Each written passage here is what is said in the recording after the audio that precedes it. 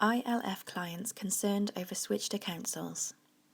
Councils are to gain control of the Independent Living Fund's budget in England after the abolition of the Social Care Agency in 2015, with no guarantees that disabled clients will have their funding maintained. The ILF provides cash payments to almost 20,000 disabled people. Its clients tend to have large weekly care packages.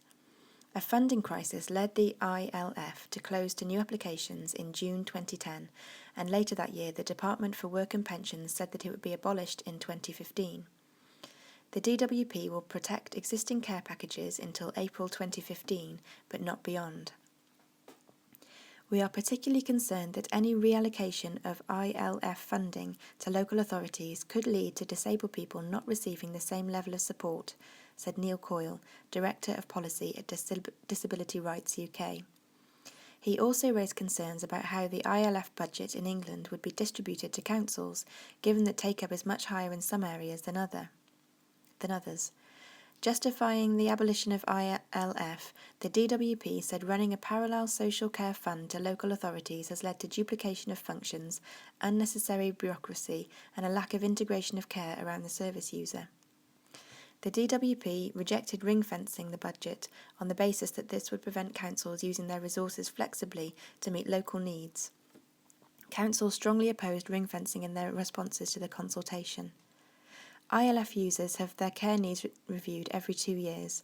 From now onwards, those will be conducted as transfer reviews, but ILF funding will be unchanged until 2015. Users will be affected in different ways by the transition.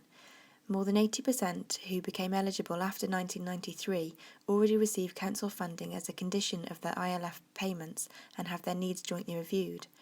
They may be eligible for council funding for their whole care package.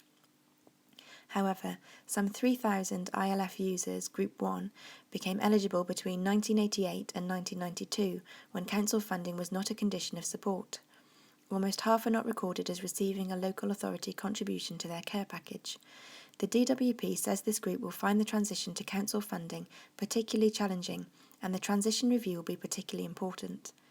The DWP is to produce a code of practice on how councils should support ILF clients during the transition process. Many councils want the DWP to fund the reviews.